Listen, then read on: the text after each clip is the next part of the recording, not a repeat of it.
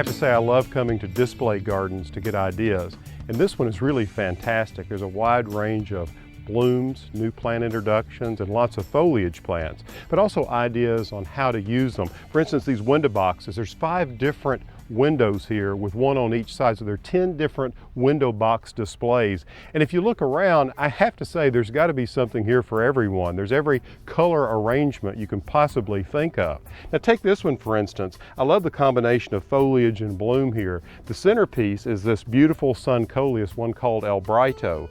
And what they've done is they've echoed off of this leaf of all the other colors that you see here in this window box. If you start down here on the far end, you see this wonderful Sweet Caroline sweet potato vine. This one's called light green, great chartreuse color. And just under it is Intensia blueberry phlox. And above it, that's a coreopsis called salsa. It stands up to the back of the box. But then cascading forward is a little plant called Biddens. It's called Goldilocks Rocks. Goldilocks Rocks, say that 3 times.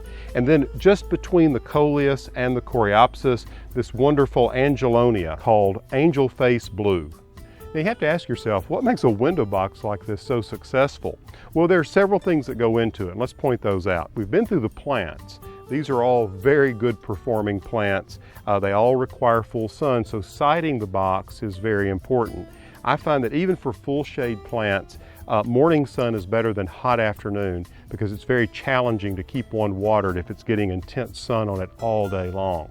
Now the other thing you want to keep in mind is the size of the box. This one is 5 feet long, it's deep by 10 inches, so from the front to the back 10 inches, and then it sits up 10 inches. So it's 10 by 10 inch by 5 feet. Now you may say, wow, that's really big, but you know, it's one of the keys to success because you want a lot of soil volume. The larger the window box vessel itself and the more soil that's in there, the easier it's going to be to keep that soil consistently moist, and your plants are going to respond to it in this way. Now the final thing you want to keep in mind when designing a window box is the placement and maintenance of the plants. You can see some of these plants can be very thuggish, but let's talk about the habit of the plant. For instance, I've got this coleus here which is going to come up in the middle and it's more upright. I've got an upright plant here and an upright plant here, and I have cascaders coming across the front. So think about that. You want those that'll spill over the edge in the front and the tall ones in the back. Don't be afraid to pinch these back. The sweet potato vine will certainly need some editing, as will this coleus. Otherwise it will take over the Bidens, the Goldilocks Rocks, as well as the Intensia phlox. Just when you think you don't have any room to garden, look at the windows in your house. Maybe virtually every one of them could be a place for a beautiful garden like this.